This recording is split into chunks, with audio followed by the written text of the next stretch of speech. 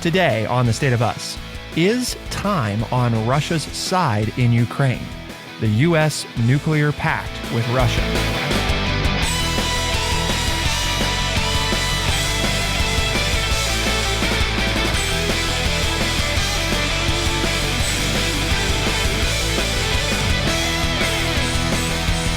Welcome to The State of Us. I'm your host, Justin T. Weller, joined today by the one and only, your friendly redneck liberal and the senior resident historian here at True Chat, Mr. Lance Jackson.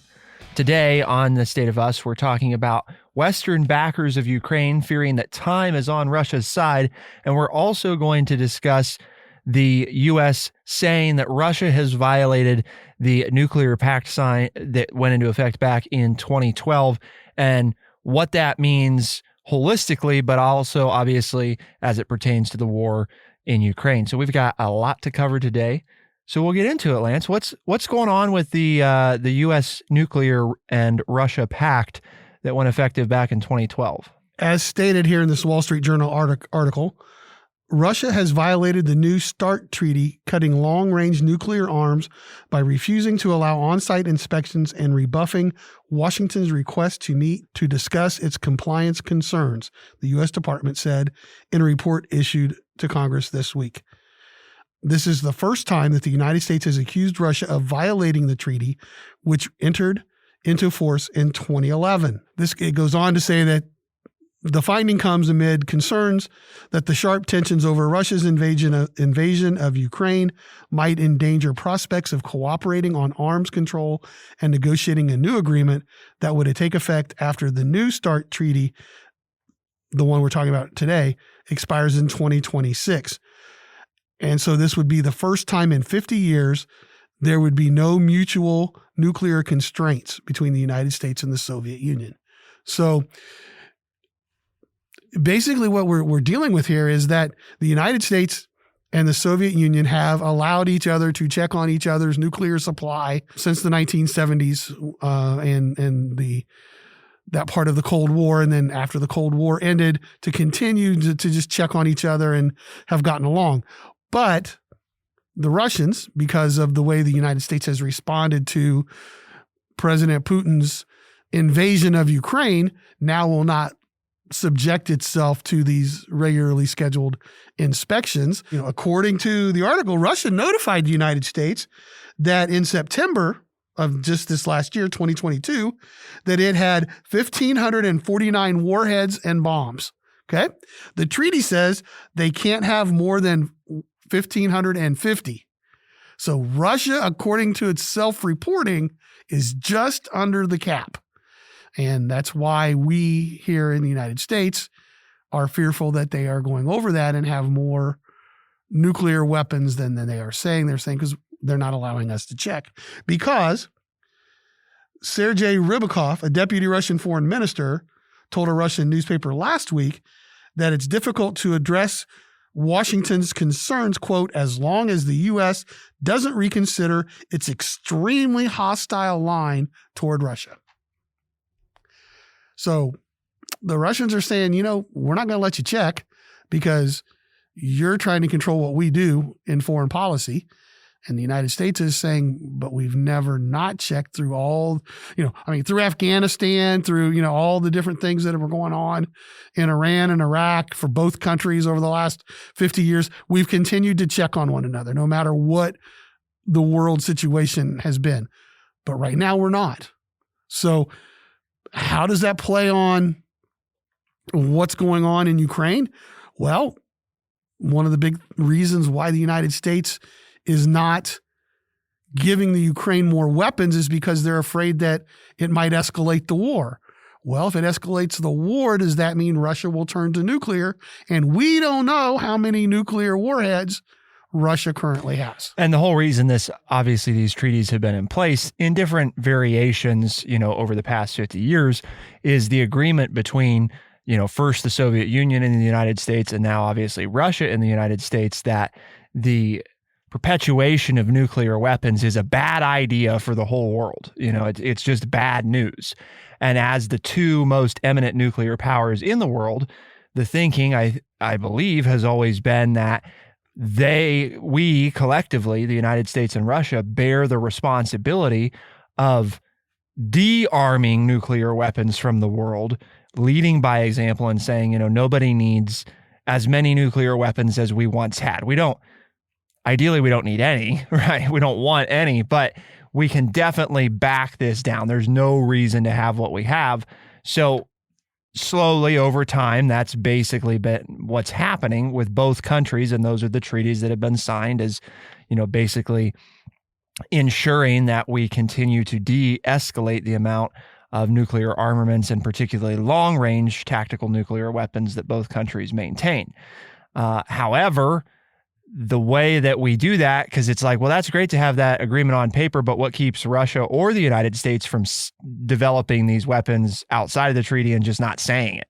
Well, what has always prevented that is that Russia basically has an opportunity to inspect us if we have an opportunity to inspect them, so that both sides feel like they have a firm understanding of what the other side is doing and whether or not they're following through on the deal.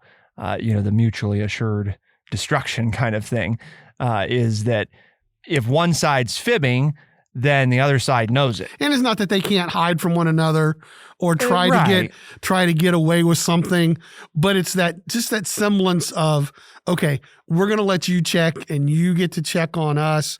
And so therefore we can kind of have this at arm's length understanding that we semi-trust each other, because there's not a lot of trust between Russia and the United States. At least in my lifetime, there's never been, right? In my short period on this earth, there's never been any trust between the two. But it's like, okay, if you're going to let people, because, you always say, well, why are you letting us look at this factory? Can we look at the factory across the street? No, you can't look at that factory. Well, why not? Well, it doesn't have anything to do with nuclear weapons, so you don't need to look at it. Why are you not letting me look at that? I mean, that's kind of the way it is. So is it a little bit of a misnomer that we really know how many nuclear warheads they have and they know how many nuclear warheads we have? No. I mean, we really don't. But it is a sign of the times when we can't even check on each other's to figure out how each other's probably lying to us anyway.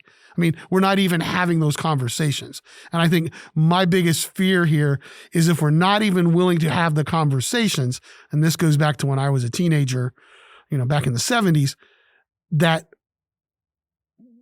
it would make it easier to deploy these weapons if we're not even having any kind of contact with one another, which was the whole reason for Richard Nixon and then Gerald Ford and then Jimmy Carter, all of that stuff. Keep an open dialogue with the Russians, who at that time were the Soviet Union, but keep an open dialogue, because at least having a dialogue, you're less likely to use them. That was the thought. And so the scary part reading this article for me is that if the dialogue is not occurring, I guess I'll pose it as a question to you, Justin, is it easier to use it?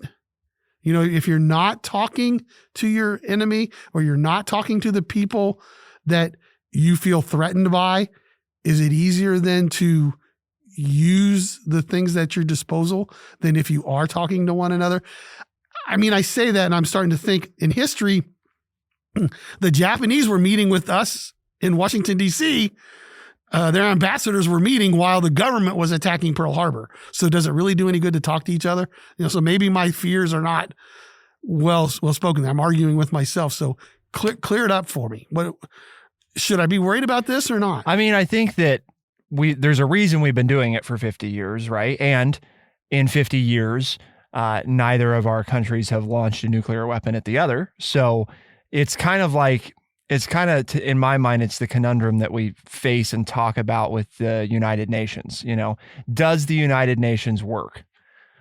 Well, there hasn't been another world war since the UN was formed. Is that because the UN exists? I don't know. Is the reason that we haven't used nuclear weapons because of these, treaties? I mean, hard to say, right? Because it's kind of like the episode that we did on school shootings, right? It's that notion of just the absence of it not happening doesn't mean that the things we're doing are preventing it from happening. There's a lot of things that probably go into it.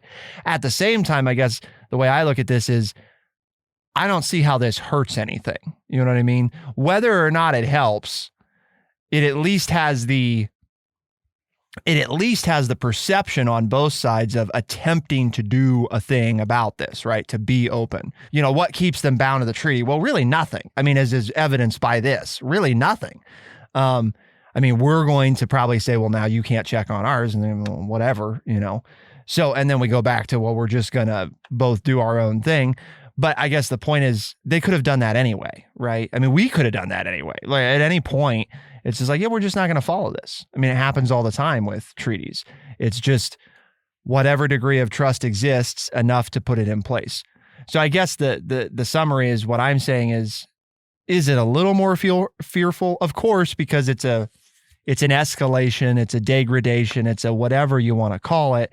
I also don't think, though, that anybody should be, you know, oh my God, that means nuclear war is going to happen. I'm not sure that the odds of it happening have substantially increased from 2 days ago when this was still in full force and effect. And I know we're going to talk about this later in the show, but what if the West starts to give Ukraine those kinds of weapons, not nuclear weapons, but the type of weapons that will reach inside of Mother Russia? Right. And Ukraine, well, theoretically, they already have some of those now. But they're asking for more, and they're also asking for fighter jets. Yes. And they say to defend their own skies, but they could also use those planes to then. The whole reason for the United States and the Western allies to hold weapons back from Ukraine is that we don't want to allow them to attack inside of Russia to further escalate the war. Well, why don't we want to further escalate? I mean, one of the answers could be because we don't want to turn into a nuclear war. I think this is just further evidence, though, of the need to bring about a resolution to the war because Russia is doing this because we're supporting Ukraine, basically. I mean, basically, that's what they're saying, right? And so it's additional evidence that what they're trying to do is erode public support in the United States and the West for the war by creating fear that we now don't know what the nuclear weapon situation is, which then the thinking from their side, right, could be strategic. And well, they're hoping that by doing this, they may not even produce any more nukes. It's just the notion that they could and that we wouldn't know that additionally frightens people here. And it's like, you know, I just want this to be over. I really don't. At this point, I don't really care whether Ukraine is independent or not.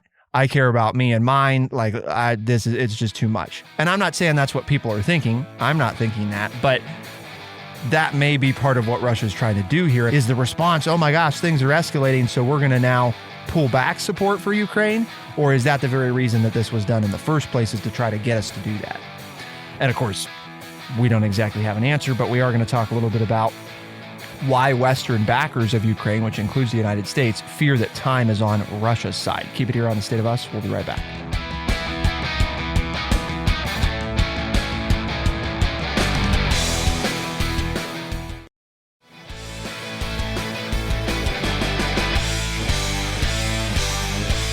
Over the past weeks and months, it has become obvious that the West has decided to sharply step up its military aid to Ukraine, and there's some worries in Western capitals that time is on Russia's side.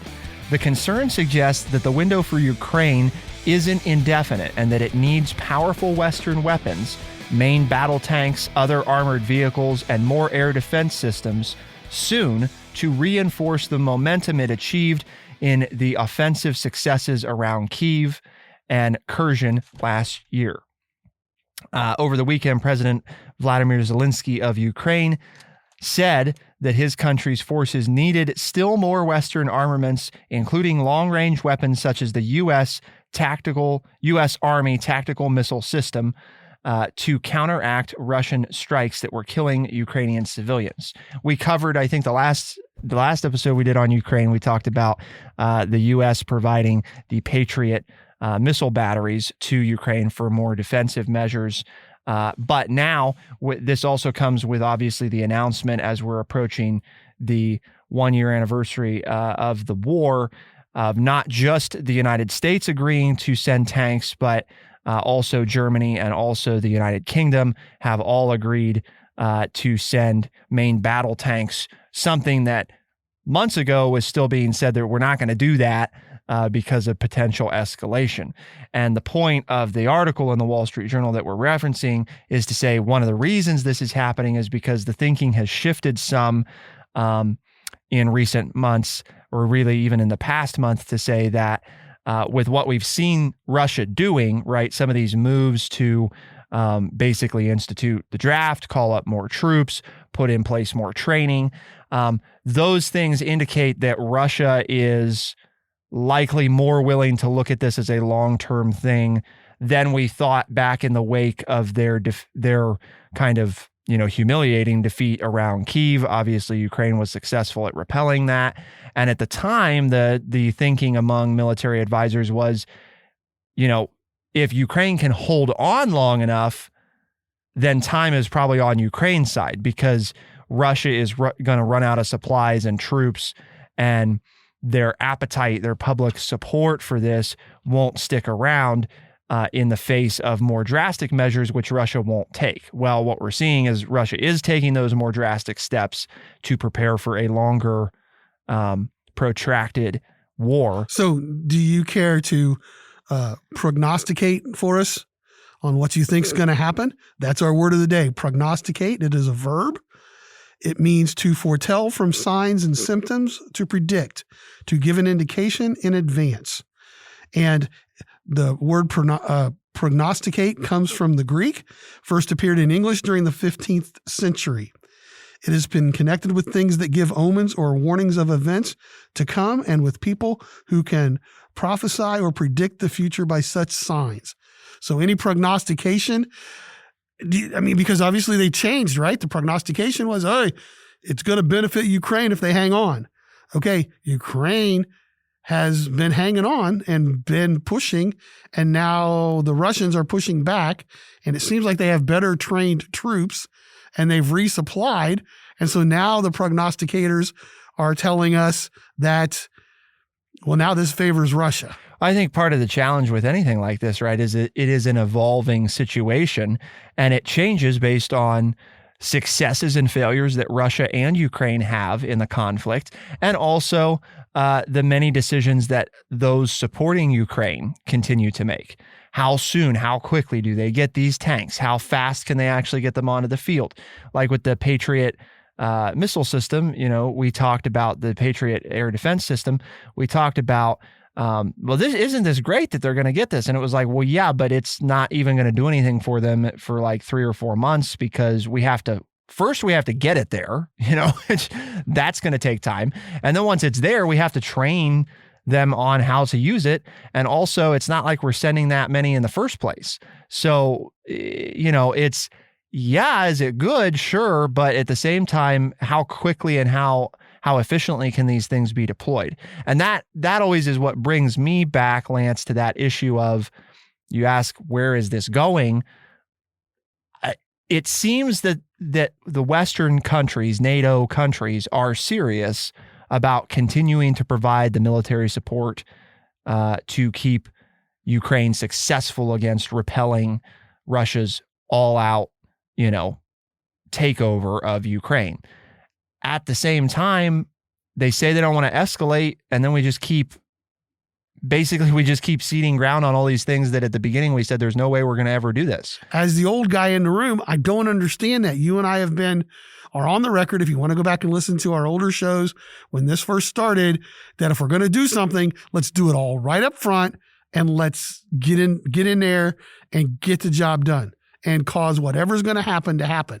Instead, we've played around, and we're not going to do this. Like you said, we're not going to do that. Now we're going to do this, and while they're receiving the tanks, there are other articles out there that they're now calling for, the Ukrainians are calling for new fighter jets, and the West is split. That, Germany and the United States, President Biden answered one word: no. We're not sending. Are you going to send fighter jets? Almost to like Ukraine? We said about tanks. No, exactly. Right? A few months ago. So what are you telling me, that in 6 months we're going to send fighter jets in? Mm-hmm. And our point from day one has been whatever you're willing to do at some point, you should do from the beginning. Because to what you just said, that is going to have a bigger impact on the fight. And neither side then gets entrenched to where they don't think they have a way out. And once you get to the point where you don't think you have a way out, then you turn to the strongest weapon you have to use because you have to save face. Whereas if somebody walks out in the first round and hits you in the jaw and knocks you out, you got nothing left to fight with, right? But instead, we've allowed this to go on, and I'm going to use the word escalation has taken place to now. Who's going to back down, right? That's my concern. Who's going to say, the longer it goes on, the harder it is to. Right. Who's going to pull out and say, we quit, right? Ukraine now falls into the hands of Russia. Or Russia says, well, we're not going to lose face and Ukraine can't be free, so we're going to send in nuclear warheads on a limited basis. Another form of escalation, right? Now, how does the West respond to that? And nobody could see it, but Justin kind of just rolled his eyes. And that's my fear of what the West has done. It's like, oh, we don't have a response. We'll just have to wait and see when that happens. You should never go you should never go into something if you don't know what you're willing to do at the end. President Biden just pulled everybody out of the Middle East. And what's happening? Oh, those people that we were fighting have taken over and they're mistreating all the people that supported us, and they're mistreating the women and the females and not giving them an education and putting them back. What did you think was going to happen? Well, but we fought for 20 years. We just gave up, right? We did the same thing in Vietnam. I mean, it's like, come on. And I'm not saying we should be fighting. I'm not saying we should be helping. Okay. Don't say that I'm sitting here. But we're trying to be in some kind of weird middle ground. You can't do that. Okay. If you study history, you can't be in the middle when there's a fight going on. You either have to support it or just let it happen and let Russia have what they want, which you let them have Crimea. So what makes you think he wasn't going to come back for Ukraine? This is so stupid for people to buy into this and say, well, if we just wait, things will work out. Really? When? When has that ever worked? That's what I just want somebody to tell me. All right. So if I'm ranting and raving on my soapbox here and you got an answer for me, then let us know and I'll read it on the air and say, man, I was wrong. Sometimes it pays to just keep sticking your toe in the water a little bit more and a little bit more and a little bit more, and you'll never get burned that way. You'll always keep your foot. Okay. Overwhelming military force. So what do we do about this, right? Because like Lance and I said, there were things that we probably could have done before that maybe would have changed things. But we're going to provide this stuff. It's going to take months for the Ukrainians to get up to speed on it. Is there a better option? Keep it here on The State of Us. We'll be right back.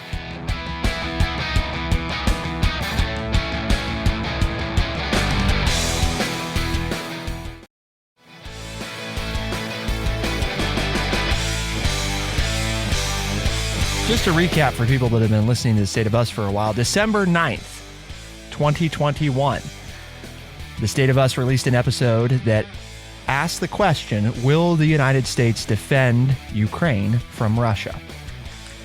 On February 24th, we released an episode that said, did Russia invade Ukraine? To which the unanimous answer, of course, was yes. And since then, we have released an additional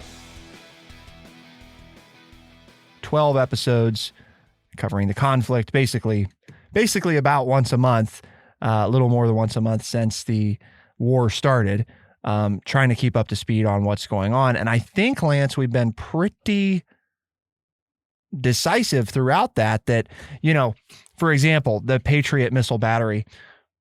Okay, well, we're going to send this, and it's going to take some time for it to get there because we have to use all these ridiculous channels to get it into Ukraine so that Americans don't actually set foot in Ukraine to, blah, blah, blah, all this. Cause if we actually were there, then that'd be a whole new thing. So like we're going to delay it getting there because we're not just going to, load it up, fly it there and set it down. We're not going to do that. because that could escalate things. And then we're not going to operate it, even though we have people that are trained to operate these systems and who could be operating them, the day that they're on the ground. We're not going to do that either because that would escalate things. So we're just going to give it to the Ukrainians, train them outside of Ukraine on how to use it, then let them take it into Ukraine and use it. And all of that's going to take many months. So it'll be a while before any of this stuff that we're doing is actually going to be helpful to them. And it's not at all dissimilar from some of the other things that we're now saying we're going to do, right? Like one of the things with the fighter jets, which we haven't agreed to do, but basically what Lance and I are saying is don't be surprised if in 6 months we say all of a sudden, oh, gee, we're going to do fighter jets now, and then but by the way, it's going to be, a year before the fighter jets are of any help because again, we're not going to fly the jets. We're going to transport them to one of our allied countries, NATO, and then we're going to get the Ukrainians to come over and learn how to fly them, and that's going to take some time, and then the Ukrainians can take them to Ukraine, and then they can use them in Ukraine. And then it'll be time to hold a presidential election in the United States. Yeah. Hence, that's why in the last segment before I went on my tirade and I took a chill pill and calmed down folks, so I'll try to make this coherent. You were stating how people are now looking at it and saying the longer it goes on, the more it favors Russia. Hence, again, what you just said, what you just explained and laid out, that all of this slowly build up for the Ukraine is going to back right up into the next U.S. presidential election, plus elections in other Western European countries. And if you're Russia, you're then hoping that there maybe is a change in leadership that will lead to a change in the decision making. So if you're Russia and Putin, there's no reason to get out with this slow buildup and escalation taking place, because you just wait. You might get a leader in some of these Western allied countries that all of a sudden just say, hey, we don't want to be involved in this and spend money on this. And so they all just pull out. And because you waited around, Russia gets the Ukraine. That's why people are arguing or discussing the fact that now, at this point, the longer this goes, the more it favors Russia. And I think that part of that is also understanding that it's really this game of like who blinks first. And what I mean by that is part of what we may not understand about not just President Biden, but our elected officials who bipartisan wise, 80, 90% are overly, are very supportive of the war effort, right, in Ukraine. Maybe disagree about, exactly what should be sent or when or how. But generally speaking, it's like, yeah, we don't want Russia to have Ukraine. We agree about that. However, then it begs the question, so why not do what Lance and I talked about, which is provide everything? Well, nobody that's going to be up for re-election, and that's not just in the United States, right? But that's all of these other European countries. Nobody wants to be the person that started the war. And I think that is a huge component of this issue, because you can say, well, no, Russia started it, but as far as getting us involved in it, right? It's kind of like, let's go history, right? Pearl Harbor, World War II.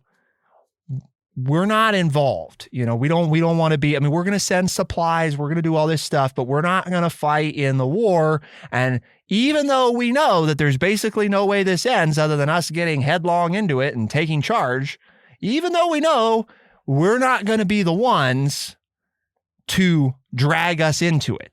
Now, you decided to bomb Pearl Harbor. We got no choice, All right, you hit us, like we're coming for you, because now the country's unified of, well, yeah, we can't just let them, bomb the hell out of Pearl Harbor and think that they're going to get away with that. Like, obviously that doesn't work, that's a no-go. I think that part of the problem is whether or not our elected leaders are thinking of it consciously, and I mean collectively, all NATO countries, right?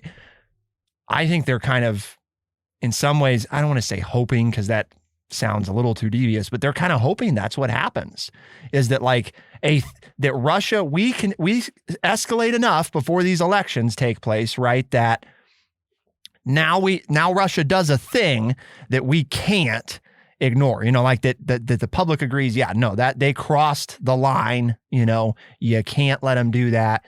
Like, now the public opinion is firmly in the camp of do what has to be done, rather than maybe do what you're supposed to do as an elected leader and say, how many thousands of additional people have died in the name of waiting for this thing to take place so that we can all feel better about the reason we got into it, rather than just do what we know we needed to do from the beginning, which was be involved. That's part of what I think is happening. It's a fair explanation, but what you just described to me is that there's a lack of institutional leadership. Yes. Nobody wants to take control. Nobody wants to be the quote bad guy and say, you know what, we have to fight the fight and get this over with, or it's going to get to a point where there's going to be major, not that what's going on in Ukraine is not major. I mean, my gosh, when you see the pictures and hear them interview the people that are involved, that's major stuff. And we're just letting it go because we're afraid that we might cause something worse to happen. But now we're to the stage that it feels like, to me, as you explained it, the worst is going to need to happen before we get involved like you and I think we should. Is that pretty much what did I understand? And, I agree with you. And I think that's exactly what's going on, because now Putin's like, well, I've taken everything you guys, and we're still fighting. And now, oh, wait a minute. What's Putin and Russia been doing for the last year? They've been training more troops, getting their supply lines right, all the things that they didn't have in order that made them look bad. You think they're continuing to let those things go? We're talking from the aspect of the Western world, but from Putin's world, he knows where they screwed up and where they made their mistakes, and he's made sure that they're not going to continue to make those same mistakes. So now we're hoping for an enemy that we fought in the first year to still be there in the second year, and they're going to be better prepared. They're going to have their ducks in a row because, this is going to last longer than we thought. We're now planning on a longer fight. We're going to train our troops. We're going to bring up more weapons. We're going to have the supply line figured out. So now, even though the Ukraine ends up with more advanced weapons, they're going to be fighting a stronger, better trained army coming out of Russia. That's what we've allowed to happen, in my opinion. And the thing that I brought up at the end of the last segment and the start of this one was that whole thing about the time it's going to take for all this stuff that we're sending to Ukraine to be useful, because their people, their soldiers have to be trained on how to use it all. Part of how you fix that.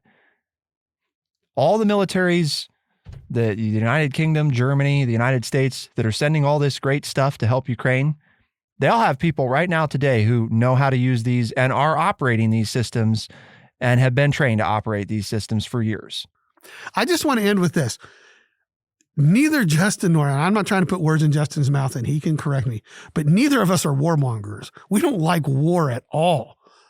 But if you're going to do something, you should do it right from the get-go and not create even more problems. And I think that's where we both are, is that we don't want this war.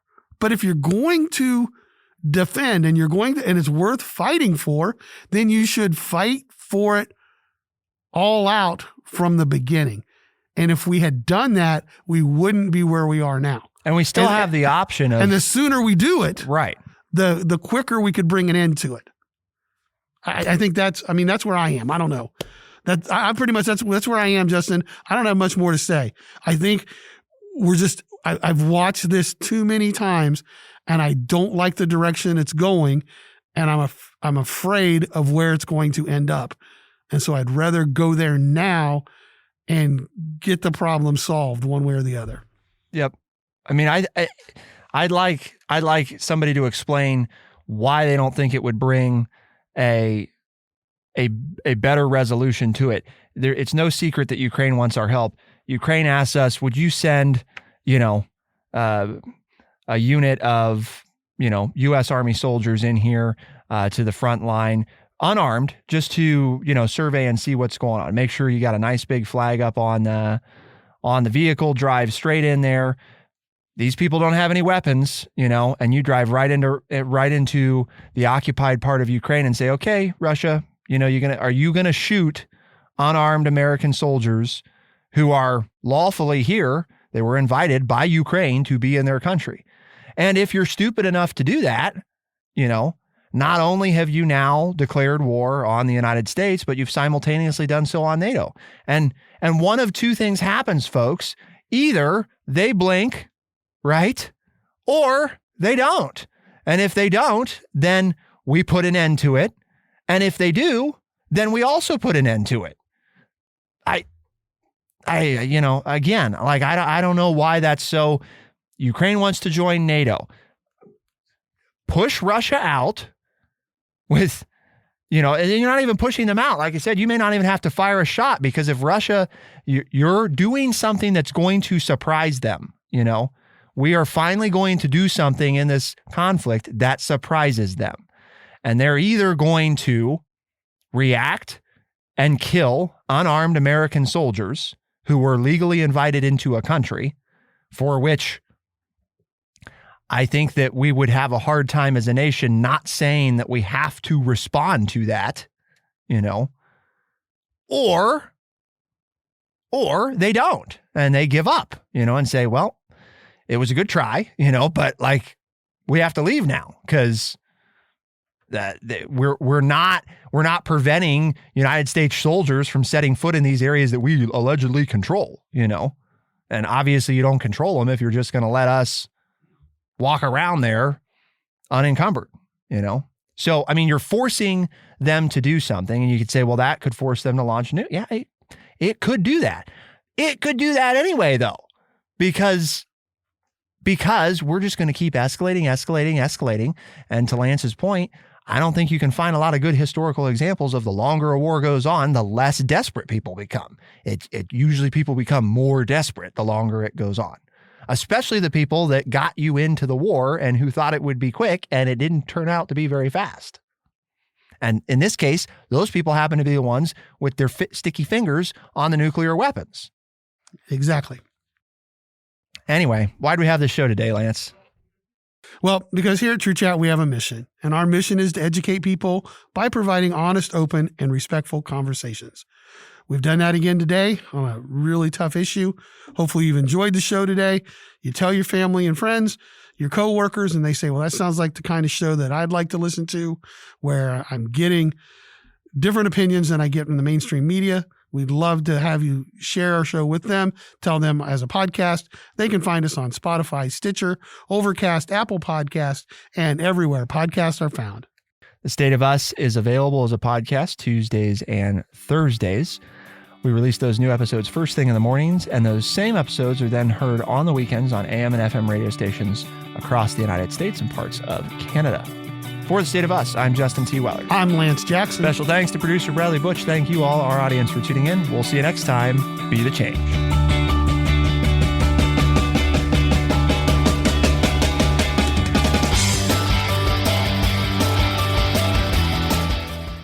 Be sure to check out our website, thestateofus.org, for books, articles, and all the ways to tune in.